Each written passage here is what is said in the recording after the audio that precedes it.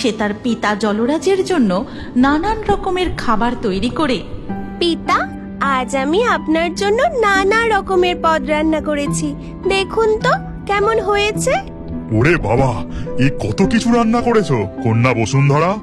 যেমন সুন্দর সুগন্ধ বেরিয়েছে, তাতে তো মনে হচ্ছে খাবারগুলো অত্যন্ত সুস্বাদু হয়েছে। এরপর জলরাজ খুব তৃপ্তি সহকারে বসুন্ধরার রান্না করা খাবারগুলি খেতে থাকেন। সেই সময় বসুমতী সেখানে আসে। কি ব্যাপার কন্যা বসুমতী, তুমি কি আমার জন্য কিছুই রান্না করনি? আমি রান্না করতে চেষ্টা করেছিলাম পিতা, কিন্তু সেটা কিভাবে যেন পুড়ে গেছে, একদম তেতো খেতে হয়েছে, তাই। খুব হয়েছে, এবার যাও এখান থেকে, তোমার মুখ দেখতেও আমার বিরক্ত লাগে। বসুমতী আবারও অপমানিত হয়ে চোখের জল ফেলতে ফেলতে পিতার সামনে থেকে চলে যায়।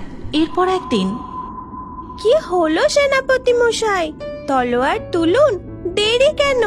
ঠিক আছে জলকুমারী বসুন্ধরা, তবে এই নাও। কিন্তু সেনাপতি বসুন্ধরার সাথে তলোয়ার খেলায় হেরে যান। অতি উত্তম বসুন্ধরা, আমি তোমার তলোয়ার চালানো দেখে মুগ্ধ। এবার বসুমতী, তুমি এসো। তারপর বসুমতী এগিয়ে যায়, কিন্তু সে তলোয়ার তুলতেই পারে না।